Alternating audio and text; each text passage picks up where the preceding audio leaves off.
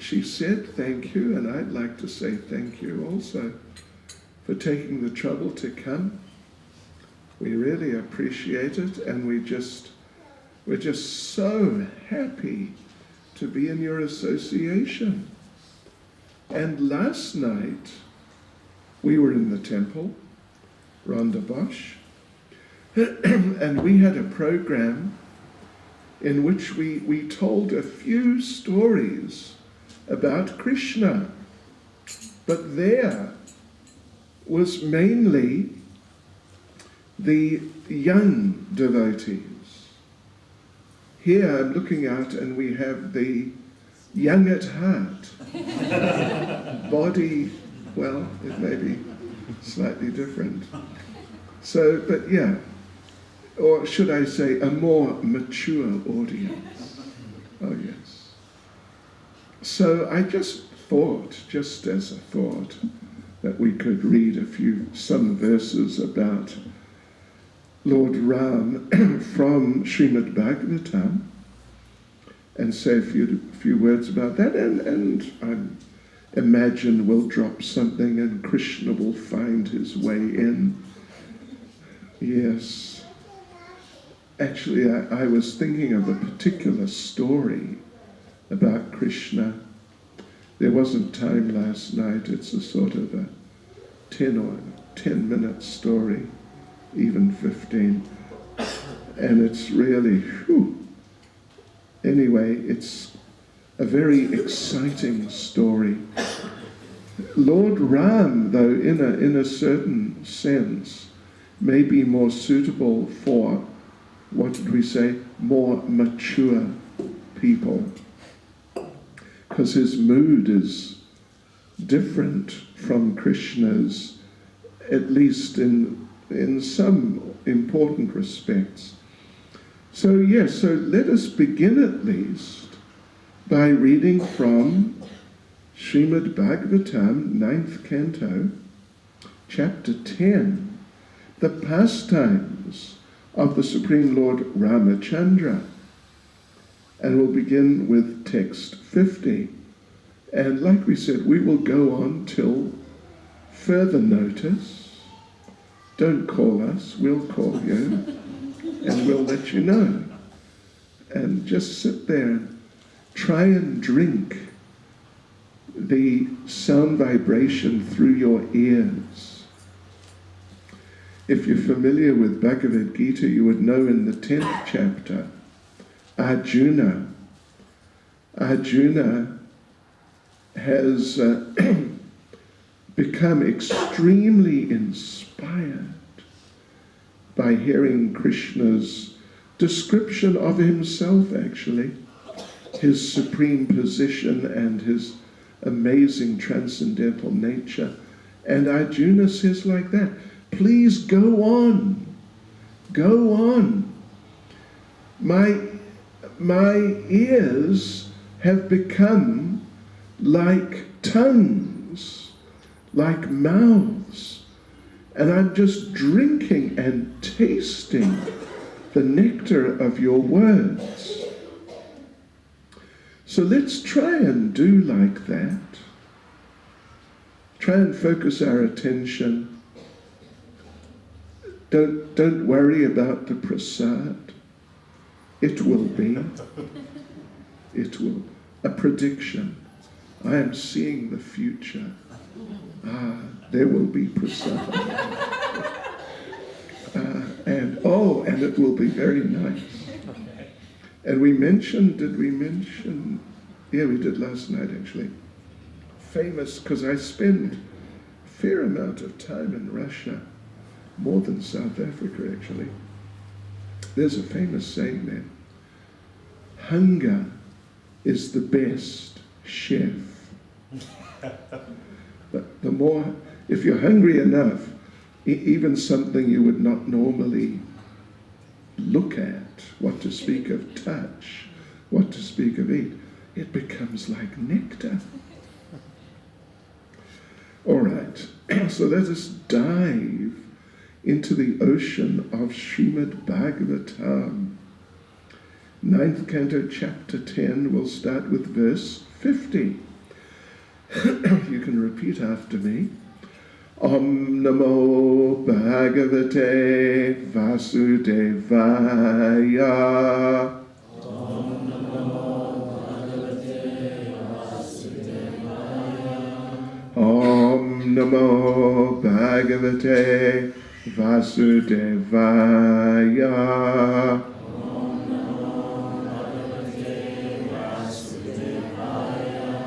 Om Namo Bhagavate Vasudevaya. Om Namo Bhagavate Vasudevaya.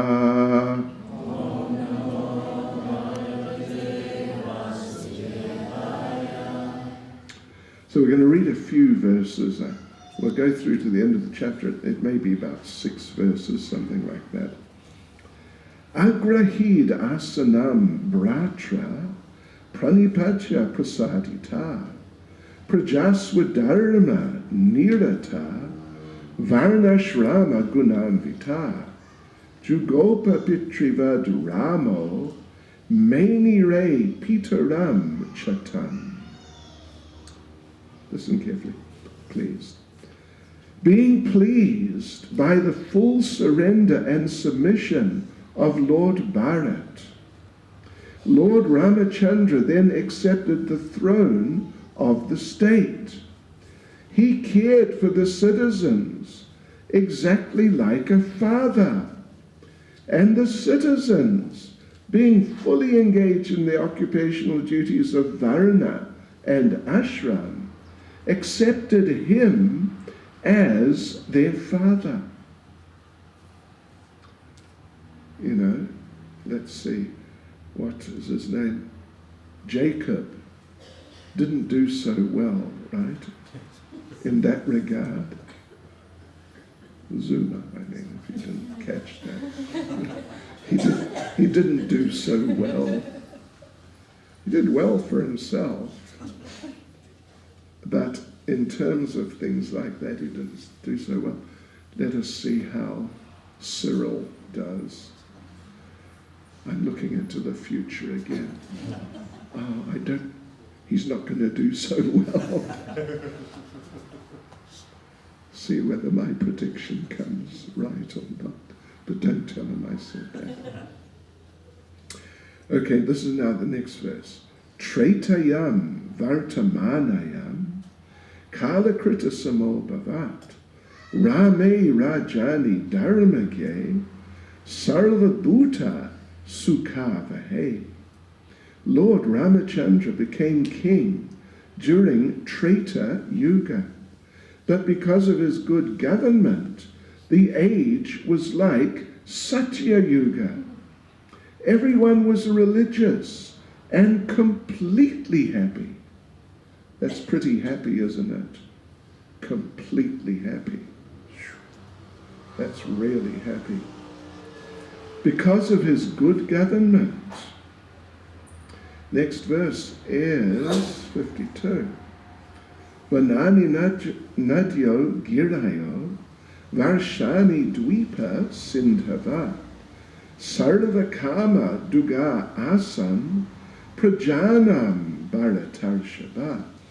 O Maharaj Parikshit, best of the Bharat dynasty, during the reign of Lord Ramacandra, the forests, the rivers, the hills and mountains, the states, the 7 islands and the 7 seas were all favorable in supplying the necessities of life for all living beings, not just the humans, but all living beings.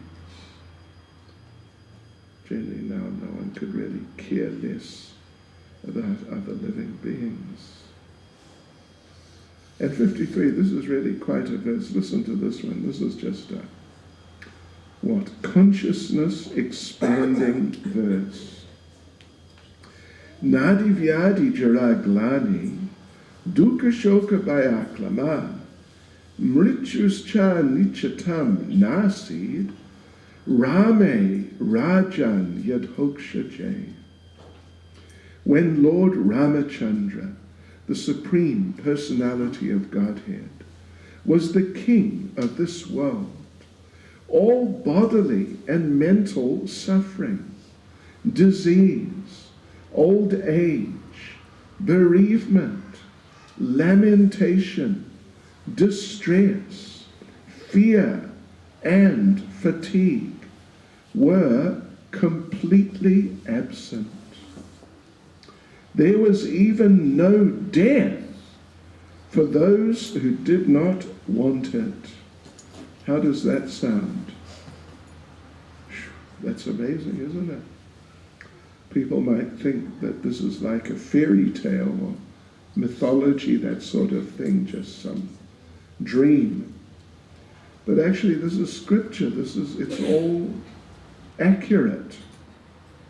I'll come back to this in a minute or two and read the purport, short purport. But let me just read, there's two more verses. One's about Lord Ram himself, and the other is about Mother Sita, his wife.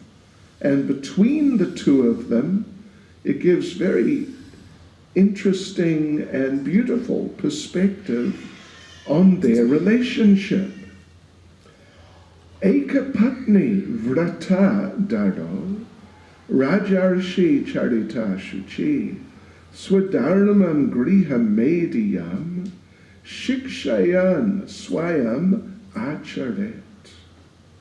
Lord Ramacandra took a vow to accept only one wife and have no connection with any other women. He was a saintly king, and everything in his character was good, untinged by qualities like anger.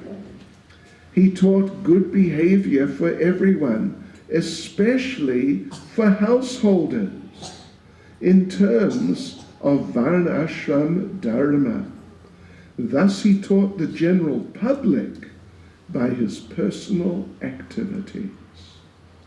So that's the verse about Lord Ram. This is the verse about Mother Sita. It's verse 55.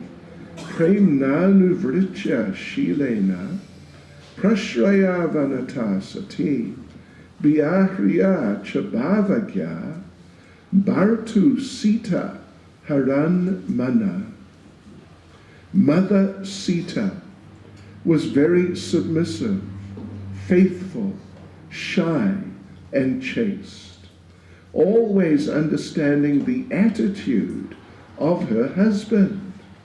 Thus, by her character and her love and service, she completely attracted the mind of the Lord.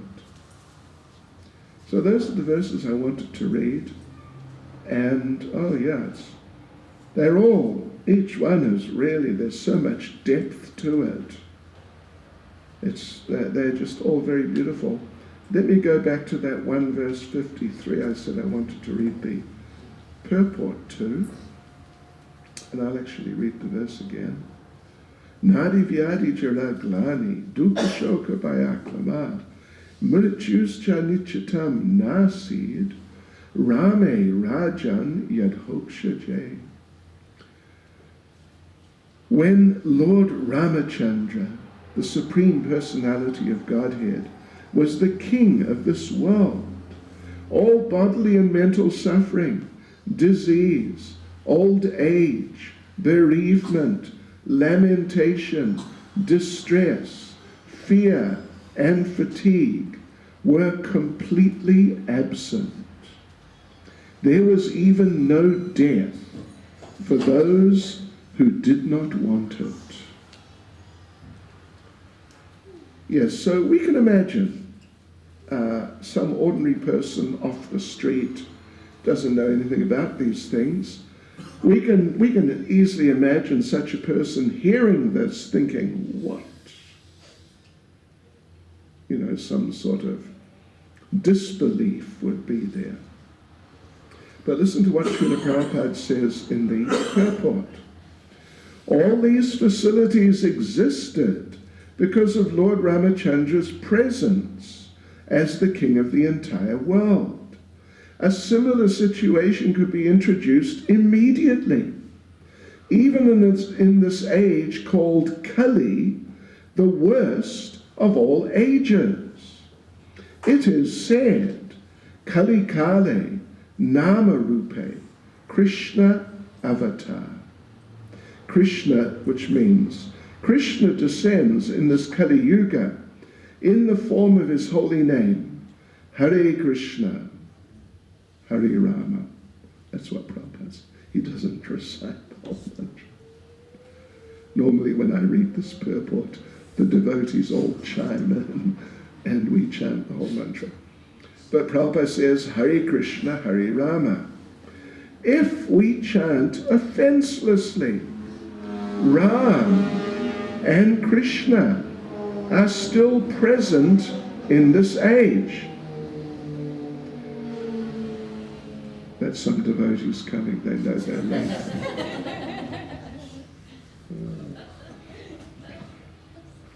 If we chant offenselessly, Ram and Krishna are still present in this age. The kingdom of Ram was immensely popular and beneficial. And the spreading of this Hare Krishna movement can immediately introduce a similar situation even in this Kali Yuga. Haribol. That's quite something, isn't it? Is that just quite something? My gosh. Nama Om Vishnu Padaya Krishna Prestaya Bhutale Shrimati Bhakti Vedanta Swaminiti Namane Namaste Saraswati Deve Gauravani Prachane Nirvishesha Shunyavadi Paschitya Dejatane Sri Krishna Chaitanya Prabhu Nityananda Shri Advaita Gadadha Shivas Adi Gaura Bhakta Vrinda Hare Krishna, Krishna Krishna, Hare Hare Hare Rama, Rama Rama, Hare Hare. Vanchakalpatarubhyascha kripa sindhubhya eva cha patidanam bhavanebhyo vaishnavebhyo namo namaha. Vaishnavebhyo namo namaha. So the story of Lord Ram is kind of like this. There's a lot of depth, there's so much depth to it. And it's kind of very regal, majestic. That type of mood and atmosphere is there in the pastimes of Lord Ramacandra. With Lord Krishna, sometimes it's also like that. But Lord Krishna is often, a lot actually, more, you could say, playful. And therefore some people don't take him as seriously as they take Lord Ram. This is definitely a fact. Because, anyway, they just cannot. In the case of Lord Ram, generally, it is easier for, you could say, an ordinary person, or at least a person who doesn't have so much spiritual insight. In so many cases, it's easier for them, you could say, to relate to the pastimes of Lord Ram. Sometimes there are some extraordinary things also, like he banished Sita, and there's a few things like that which just are difficult to deal with sometimes. But otherwise, in general, it's kind of a little easier to come to grips with. Lord Ram is the king, as we read, looking after the citizens like they were his children, actually caring, interested, deeply interested in the well-being, materially and spiritually, of the citizens. And particularly, we read the two last verses at the end, if you remember.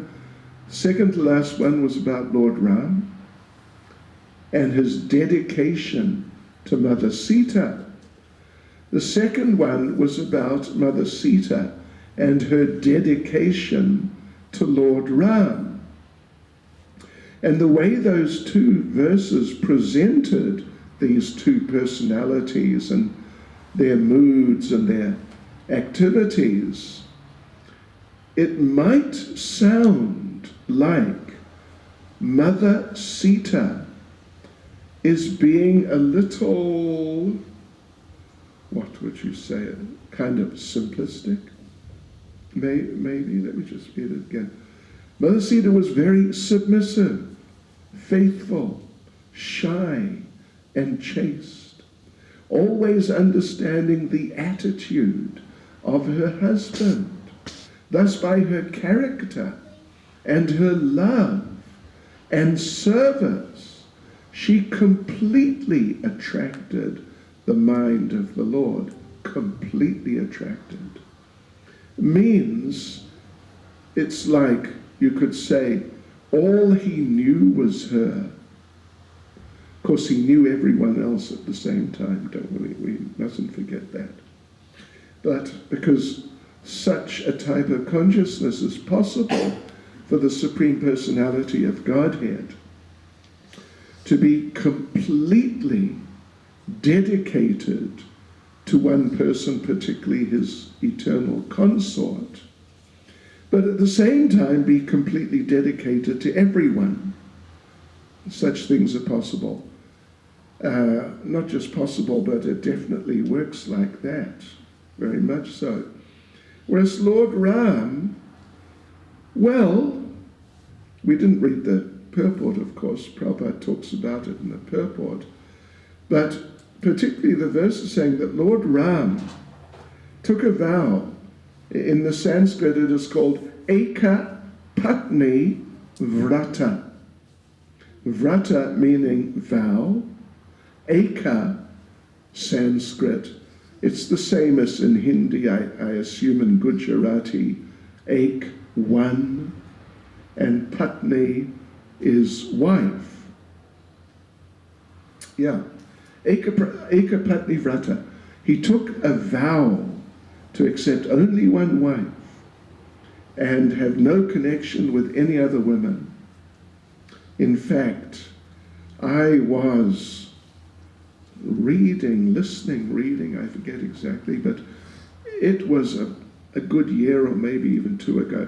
Srila Prabhupada was saying that Lord Ram was the Lord of three ones.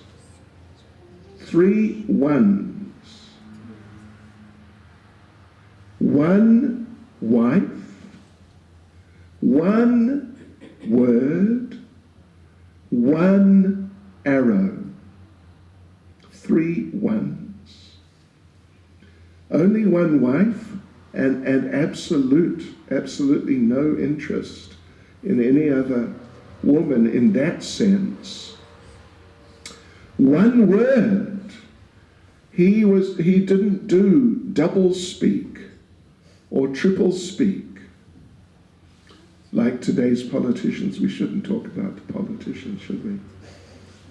Mr. Trump. Hare Krishna.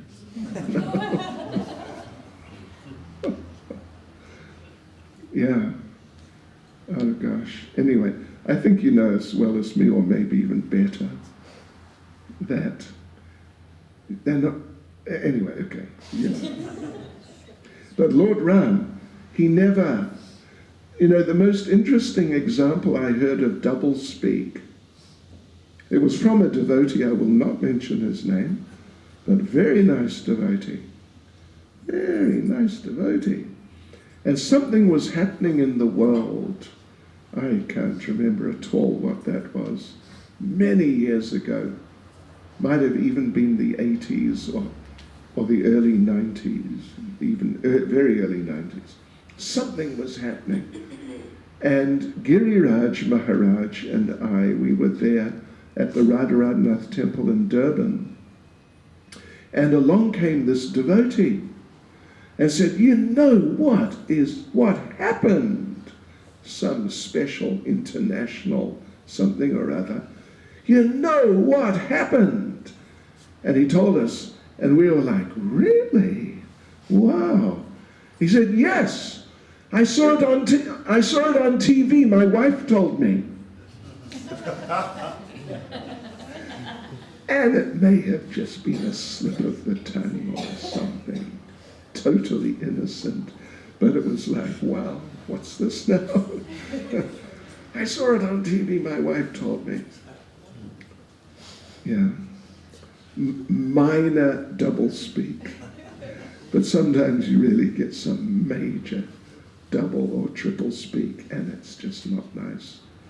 But with Lord Ram, he had one word. You asked him a question, even some very sensitive question, personal, and he would just say it as it is. Ladies, we reserved seats for you up here. Anyway, just whatever. Wherever you're comfortable.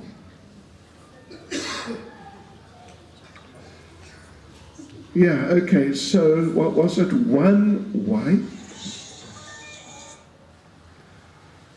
And in regards to Sita and her complete dedication to Lord Ram, in the Ramayana, there's this beautiful, look at this, whatever it is, but it's beautiful. Yeah. And there's seats too. We reserved these seats.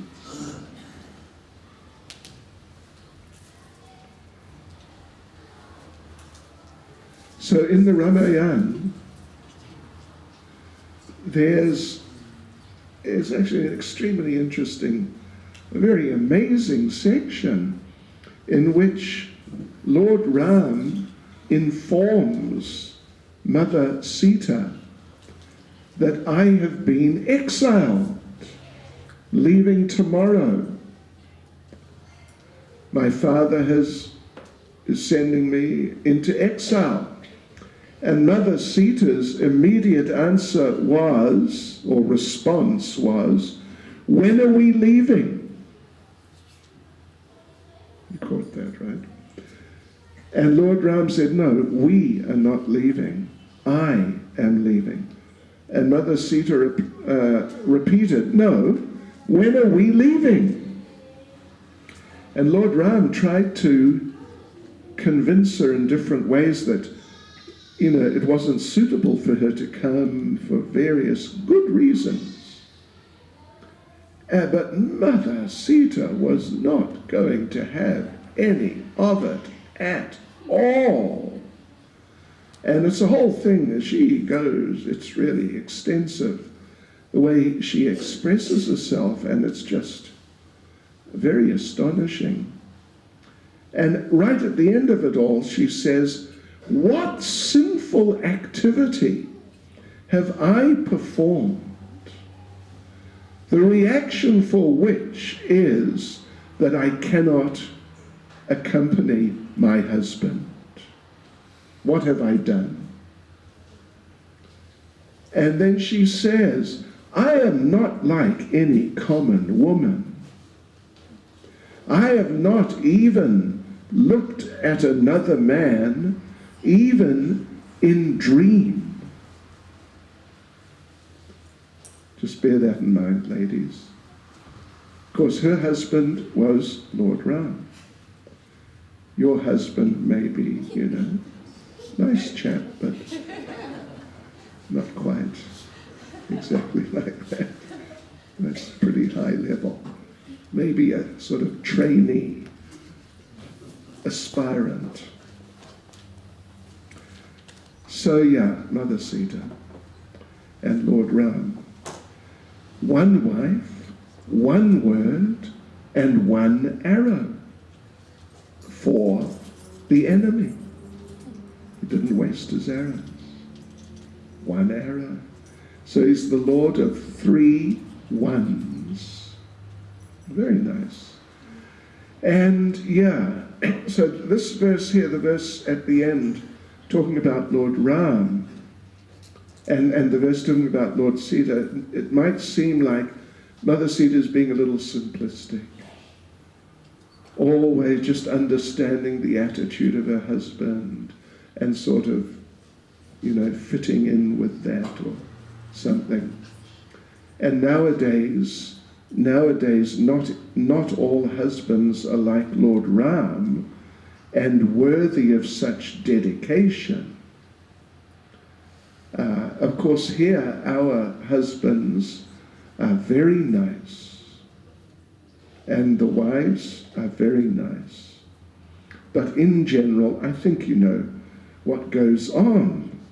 It is not very nice. But Lord Ram's dedication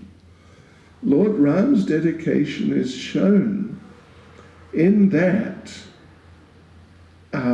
when Mother Sita was kidnapped, that Lord Ram, he organized the great army, and then they made the great attack. They crossed the ocean and made the great attack, and there was the great battle, and it was super spectacular. One day when Hollywood, when the consciousness is sufficient there for it, when they ever do that, not like the old Hindi movies. You've seen the old Hindi movies? Yeah. Anyway, okay, they tried. And some of it's quite nice. Some of it's kind of too childish.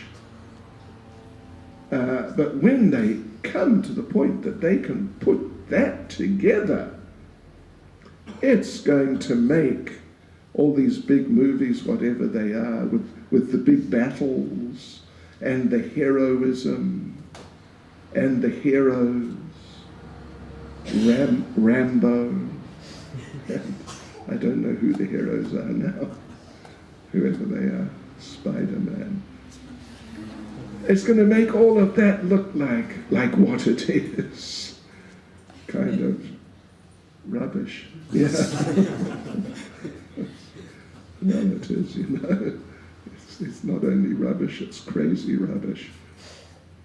But Lord Ram, his dedication to Mother Sita was such that he organized the army and the attack and everything, and there was this massive battle in which actually millions died. Millions. Simply to rescue Mother Sita. That's all. No other reason. It was not like an, what would you say, imperialistic type of attack that we want to get Lanka for us and all the wealth, whatever is there. We want to conquer it and make Lanka our property. That sort of imperialistic type of idea. Nowadays, anyway, okay, Hare Krishna. Yeah. No. In fact, almost at the end, Lord Ram told Ravan the last night before the last day, he told him, look, just give Sita back. That's all. And you continue ruling. Just continue. And I'll be your friend. We'll be friends. And I'll bring all your soldiers, family members and others, I'll bring them all back to life. And they can all be with you, and you just carry on. And I'll make them all forget that we were ever enemies. I'll make them think we've always been friends, and we will be friends. Just give Sita back, that's all. Nothing else. And Ravana, unfortunately, his answer was no. What can you say? Really? And the next day lost his life and everything. Just everything. But then Lord Ram just handed Lanka over to his brother, Vibhisan, and that was it. Goodbye. So, and we make the point, maybe you've even heard us make the point before, that Lord Ram, in order to rescue Sita, he didn't have to go through this big battle and big ordeal and many people being killed in all sorts of horrific ways in order to rescue Sita. He didn't have to do it that way. He can just extend his arm. I can't do it. And just picked her out. He could have just stopped Ravana anyway in the first place with no difficulty whatsoever. But he didn't. He chose to do it in that way. And Srila Prabhupada made the point that Lord Ram, one thing is to rescue Sita, the other thing is to kill Ravana. Lord Ram, Prabhupada makes the point, Lord Ram is in the heart. Krishna is in the heart, Krishna, Ram, they are one person. So it means, in a sense, Lord Ram is in the heart of everyone. And so Lord Ram was in the heart of Ravana too. And in the heart, or by the heart, in the region of the heart, there is an on-off switch. You understand? At the moment, it's on. After some time, who knows how much, but sometime, it will be switched off. And it's that simple. It's just that simple. Switch, gone. That's all. It's not like some massive endeavor to switch off a switch. And that's what's going to happen to everyone. And Lord Ram, being within or in the region of the heart of Ravana, he could have just gone, switch, and good night, Ravana. See you later. See you in your next lifetime. But Lord Ram didn't bother doing it. He could have easily done, but he didn't bother. But rather he went through this fantastic endeavor, super fantastic. But just to rescue Sita only, no other reason. Because he wanted to show how deep is the relationship. That's really the idea. How much the devotee means to him. So it's deep, it's very deep. And Lord Ram is very amazing. And therefore Sita was so dedicated to him. If you read the news, keep up with the news a bit, you would know that right now, at this very moment, there's massive controversy about the mistreatment, or say, the treatment of women. You're aware of that? Are you aware of that? Anyway, it's okay. Later, you will be. Just keep passing at school and chanting your rounds. Okay. These other things can come later. But right now there's massive controversy. It's just completely amazing about the treatment, mistreatment, whatever, how they should be treated, how they're not. Quite rightly. And someone reading this description of Sita might think, well, she's just one of these simple little girls, She just somehow gets married to someone. And he may be just a sort of a clown, sort of a combination clown and monkey. That's quite a combination. But no matter how he treats her, she's just, very humble and dedicated and simple. Well, it wasn't that simple, actually. Lord Ram was worthy of that dedication. More than worthy, but definitely worthy. And for all you gentlemen who are husbands, think about this. You may not, quite be on that level, but it's something to bear in mind and sort of aspire for and pray for. Yes, so Lord Ram is like that. And that simplicity and humility of Sita Devi, and that just open-hearted dedication, as the verse said, that she was able to, what did it say? She completely attracted the mind of the Lord. He became fully dedicated to her, like we were saying about the battle. By her character, her love, and her service.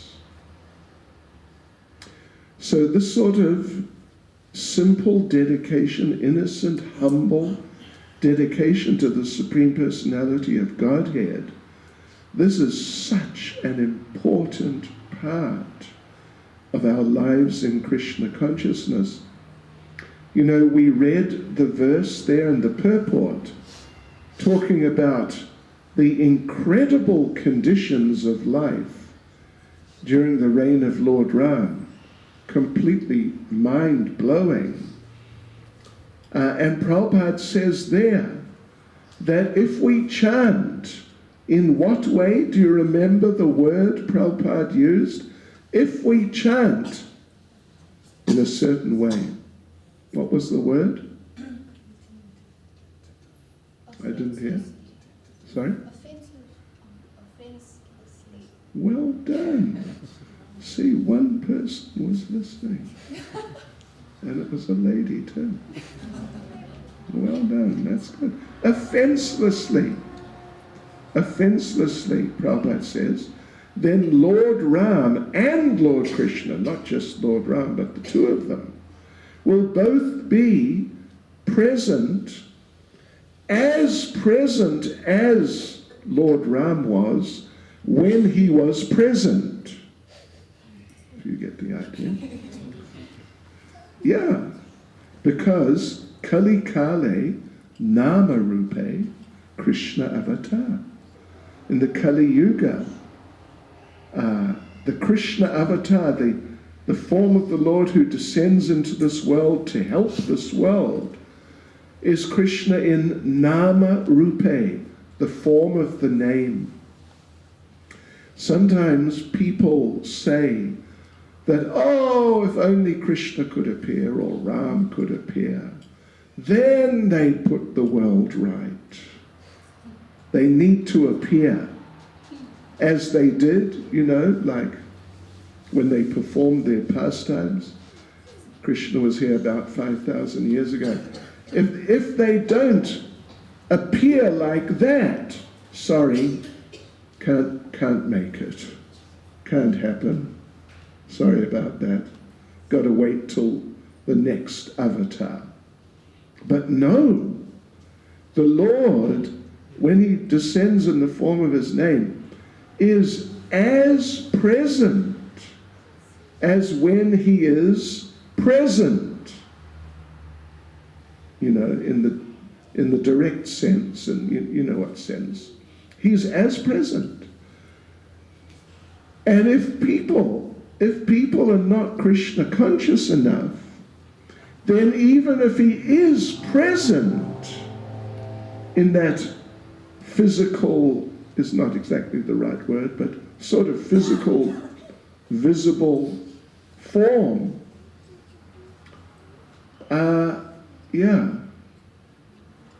that if he's not present in that form, well, he can't act.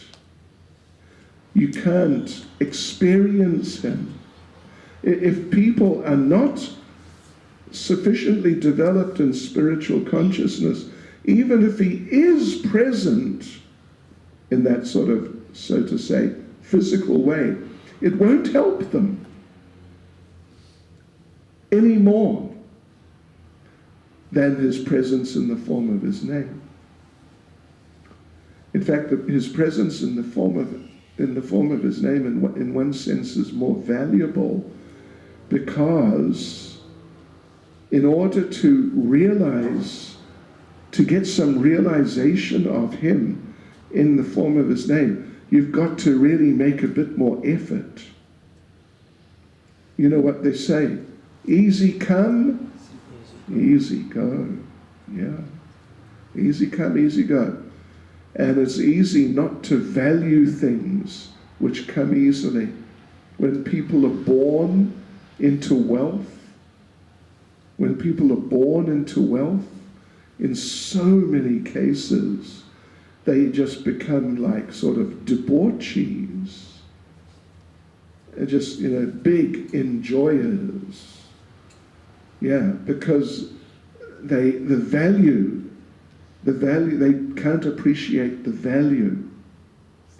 But when you make some effort, and then Krishna reciprocates, and then you get some realization, oh, Krishna is there. Krishna actually appreciates when I make some effort, he reciprocates. That's such an impetus to progress. It's such an impetus. Otherwise, when Krishna was here 5,000 years ago, when just before the battle, the big battle of Kurukshetra, Krishna made a final effort to try to sort of negotiate peace. He went to Hastinapur to meet with Duryodhana and company to try to negotiate peace to avoid the battle. But Duryodhana, who's the chief of those people, there'd already been some attempts at negotiation, didn't work out. And he thought, what's Krishna doing here? He wants to have another try? No, not interested. So he actually instructed his soldiers, go and arrest him. I've had enough of him. Just go and arrest him. So they went to arrest Krishna. And Krishna showed one variation of his universal form. And those soldiers were shocked. Something like how Arjuna was shocked.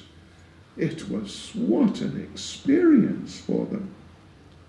And they came running back to Duryodhana and said, we can't arrest him, it's not possible. He's Vishnu. And Duryodhana said, let me have a look-see. So he went and he saw the universal form. And Duryodhana thought, and his soldiers saying, look, he's Vishnu, look at him, he's Vishnu. And Duryodhana said, he is not Vishnu. In his previous life, he performed some austerities, and now in this life, he has mystical powers. That's all. Yeah. So without developing the consciousness, even you have the association of the Lord face to face, it may not, particularly if you really don't have the consciousness, it may not help at all. It may not help at all. Similar thing with the laundryman. When Krishna entered Mathura, he and the cowherd boys met the laundryman of King Kamsa, who was returning to the palace with a whole load of freshly washed and ironed and just very opulent, first-class cloth of the king. And Krishna walked up to him, and in his kind of boy's way, you know what boys are like? Young boys, tough guys. Krishna came up and said, look at that cloth. Looks really nice. Wouldn't you like to give it to us? Krishna nodded his head. This is, when you're doing book distribution, you must remember this. You must keep nodding your head. It's very nice. Yes? And keep telling them, yes. So Krishna said, you'd like to give this to us, wouldn't you? Yes? Unfortunately, it didn't work on the washerman. And he got very arrogant. And he said, you little boys, who do you think you are? You're forest dwellers. You should go back to the forest and get some leaves and tree bark and make clothes out of that for yourselves. These are the clothes of the king. And that was a mistake.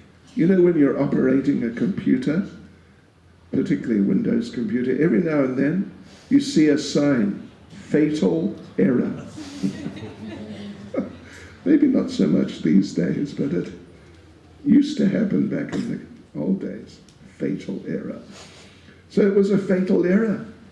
And Krishna gave the man what we call in Chatsworth, you see, I'm from Chatsworth.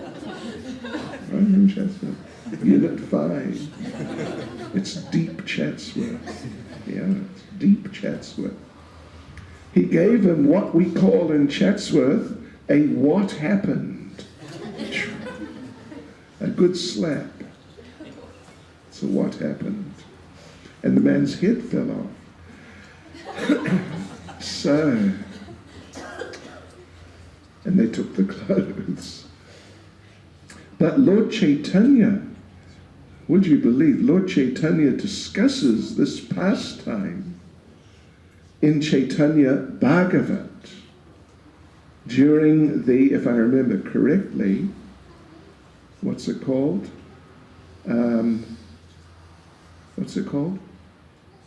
The Great Enlightenment, Revelation. Mahaprakash, sorry. Mahaprakash Leela, the Great Revelation, Great Enlightenment. He tells the story about how it's necessary to be simple and to have devotion and not to have attitudes, of that sort. Just be a humble, simple devotee for the Lord, and He's merciful. And Lord Chaitanya says that washerman had performed great austerities for many lifetimes just so he could see God. And then he saw God. But because he didn't have the consciousness, he offended the Lord. And that's what happened to him. And then there's no further mention of what happened to him after he was killed. Yeah, so that simple, humble attitude is really very important in Krishna consciousness. And if we try like that, Krishna will give us the intelligence that if anyone tries to take advantage of us or something like that, but we'll be able to see it and to understand how to respond. So there's some points here then about Lord Ram and Mother Sita. And I was going to tell you a story. I was going to tell you two stories. But you know what? I'm going to tell them tomorrow on the Sunday program. Keep you in suspense. When I was a little boy, there was no television. We went down, it was quite a walk, to the cinema. The, what do they call it here? The bioscope. When I heard that, I thought, what? Okay, anyway. The movie theatre. In Chatsworth, we call them bioscopes, all right. And yes, so we go to the movies. We used to pay sixpence, and go to the movie. And they had, you know, this first half and the second half. First half, there was a newsreel, and there was Batman, the Batman serial. This I'm talking about, what, how long ago? 55 to 60 years ago, you know, a while ago, actually. And it always ended up with Batman, something's just about, Batman's finished. Whoops, that's the end. So you have to come back next week and find out what happened to Batman. Of course, he survived. Yeah, okay, so here, we're putting you in suspense. We are going to tell you, wow, an amazing story about Krishna. I tell you what, it is just something else. When Krishna disguised himself, there are many such stories, but one particular we are going to tell you. So you must come, and when you come, you must fasten your seatbelts, because it's quite a story. And then another one, it's just a very interesting story. Okay, devotees, Hare Krishna. Thank you for listening very patiently to me. And now, did you feel attentive, or were you worrying about the prasadam? Okay, good, you're making advancement. Let us now request His Grace, Medhavi Prabhu, to please make some presentation, enlighten us in Krishna consciousness or Ram consciousness. His Grace Medhavi Prabhu ki, Srila Prabhupada ki, Gaur Premanande. Oh yeah, give him, yeah, right.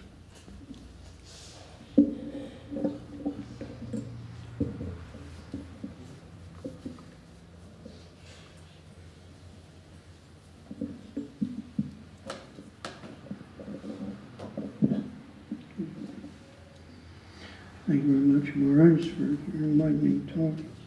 I thought I would continue on the same vein.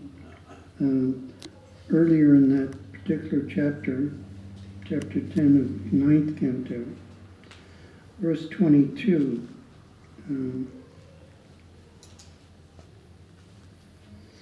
Ramastam aha purushada purishiyana kanta samaksham asata priyarit sarvate twakya trapasya paramadya jikupsitasya yatschami kala eva kartur alangriha virya. Translation: Lord Ramacandra said to Ravana, "You are the most abominable of the man-eaters. Indeed, you are like their stool. You resemble a dog, For as the dog steals eatables from the kitchen in the absence of the householder, in my absence you kidnapped my wife, Sita Devi. Therefore, as Yamaraj punishes sinful men, I shall also punish you. You are the most abominable, sinful, and shameless. Today, therefore, I, whose attempt never fails, shall punish you. And Srila Prabhupada's purport. Ravana was so sinful and shameless that he did not know what the result would be of kidnapping Mother Sita, the pleasure potency of Ramacandra. This is the disqualification of the Rakshasas. The Rakshasas are unaware that the Supreme Lord is the ruler of the creation. They think that everything has come about by chance or accident, and that there is no ruler, king, or controller. Therefore, the Rakshasas act independently, as they like, going even so far as to kidnap the goddess of fortune. This policy of Ravana's is extremely dangerous for the materialist. Indeed, it brings ruin to the materialistic civilization. Nonetheless, because atheists are Rakshasas, they dare to do things that are most abominable, and thus they are punished without fail. Religion consists of the orders of the Supreme Lord, and one who carries out these orders is religious. One who fails to carry out the Lord's orders is irreligious, and he is to be punished. So, Mars, you were touching on the point about the power of Mother Sita. In other parts of the Bhagavatam, Srila Prabhupada mentions that women are so powerful. They are more powerful than men.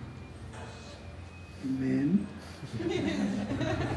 Women are more powerful, Prabhupada explains, because they can attract men. They can attract men. We're hearing about the Ramayana, which is a big part of it, is the battle between Ravana and Lord Ramacandra, in which hundreds of thousands of soldiers were involved. And practically speaking, all of Ravana's well-trained, well-equipped army, where they were all massacred. They were all killed. And we also know the Battle of Kurukshetra also, which went on for 18 days, and 640 million people died in 18 days because of a woman. Because of a woman. Because the Pandava's wife Draupadi was insulted by the core of a court. They all had to die because of her anger. Also, Ravana had to die because of his kidnapping Sita, as Mars was explaining. Last day before the big final finish off, it was suggested give Sita back, and he said, no, won't give. Similarly, the Battle of Kurukshetra, last chance, Lord Krishna himself went to sue for peace, and it was his attempt was unsuccessful by Krishna's own desire, or by Krishna's desire, because he wanted the battle.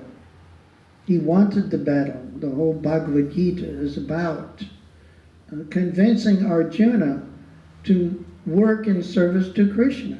Arjuna's idea was that no, this battle is not necessary. I'll have to kill all my family members.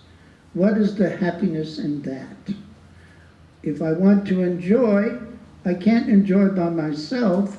I have to enjoy with my family. And you're asking me to kill all my family. So what happiness is there? So Krishna said, no, we're not talking about your happiness.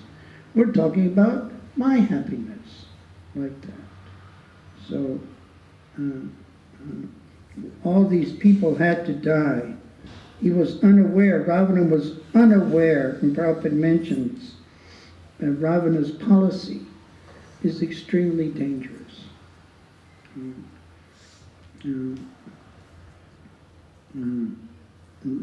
So the care, of course, again, we're getting into the local news affairs, and the fact that they have a month in South Africa for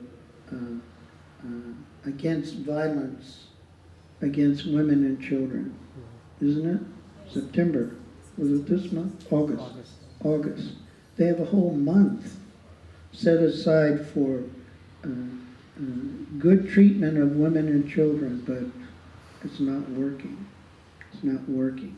Practically to kick off the month, there's some atrocious crime committed against women and children in Cape Town, what to say the rest of the country, like that. So it's very dangerous. It's very dangerous. And Ravana's attachment to Lord Shiva, to Mother Sita, it caused his ruination. And it was created by Surpanaka, wasn't it? That Surpanaka approached Ram and Lakshman, and she was so overwhelmed by Lord Ram's beauty, his beauty, that she proposed to him, let's go and enjoy. And she had made herself look very attractive, actually. Even though she was a hideous demon, she had the power to change herself into a beautiful lady. But Lord Ramacandra wasn't interested. He wasn't interested. And therefore he tried to push her off onto Lakshman. Said, I'm married, this is my wife. But Lakshman, he's not married. I think he was. No, he's married, but his wife was not there. His wife wasn't there, yes. So he's available. And then she went to him and he gave her the cold shoulder as well. And then she felt that she was being neglected. And then she offered to kill Mother Sita to solve the problem. And therefore Lakshmana cut off her nose. And in her great unhappiness, she went to her brother, Ravana, who really wasn't interested in appeasing her or satisfying her revenge against Ram and Lakshmana. So when she appreciated that, then she suggested, oh, there is someone you would like to see, and that is his beautiful wife Sita. And therefore, then he perked up. Then he perked up when he heard about the beauty of Sita. And therefore, then he became very interested. He became very interested, and not in revenging his sister, but trying to enjoy Mother Sita. And that was the beginning of his downfall. So these things are going on in the material world, the demoniac tendency to enjoy illegally or illicitly. And it's one of the dirty things in the world and in our hearts that we pray to Lord Ramacandra to remove from our hearts.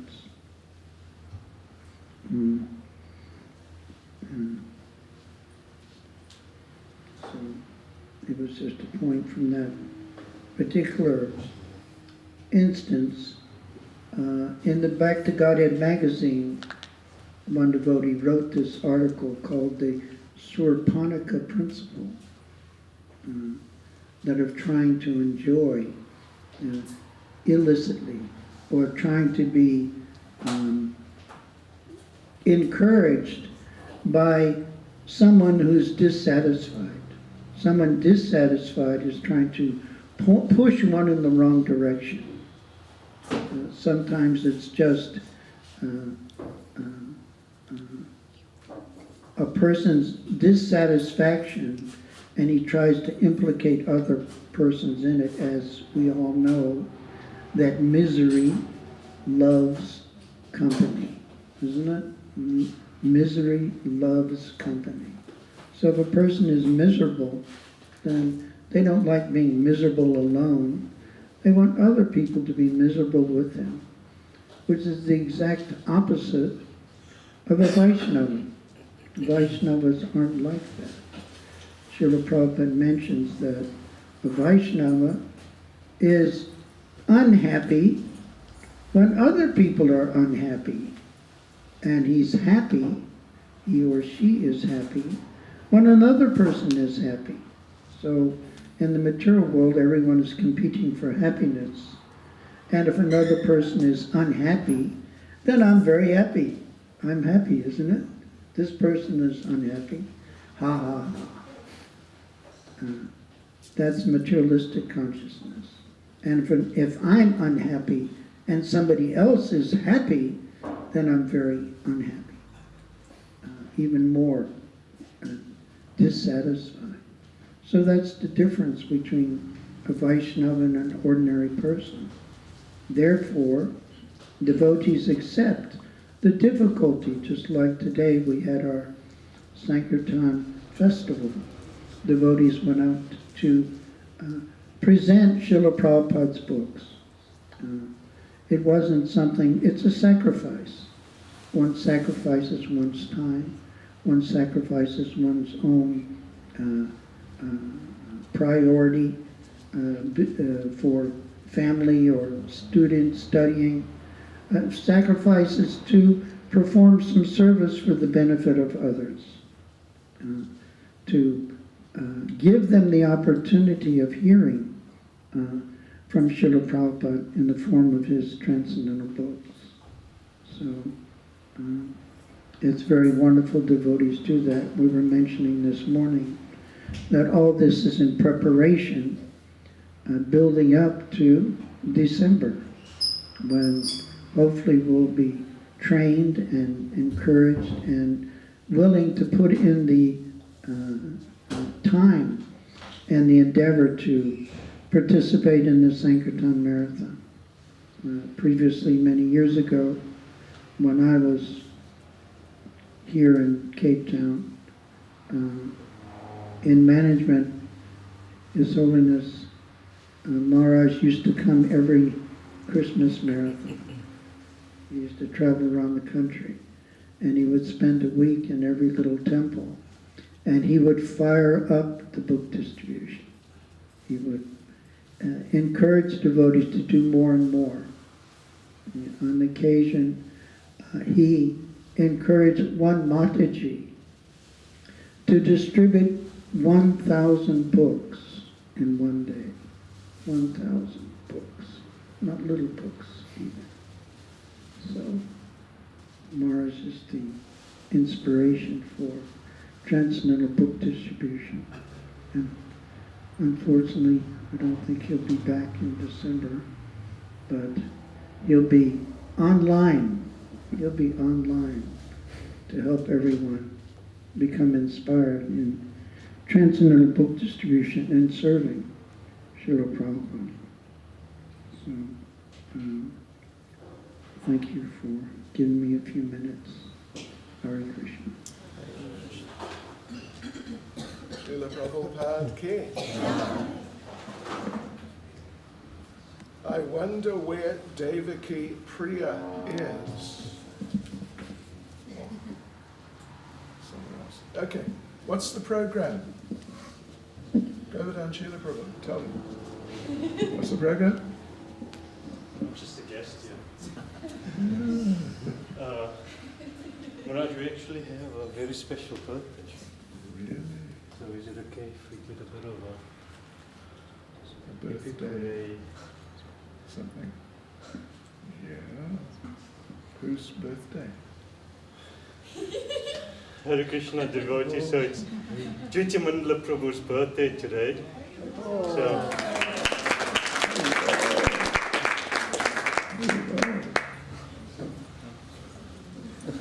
the cake is on its way. Cake is on its way.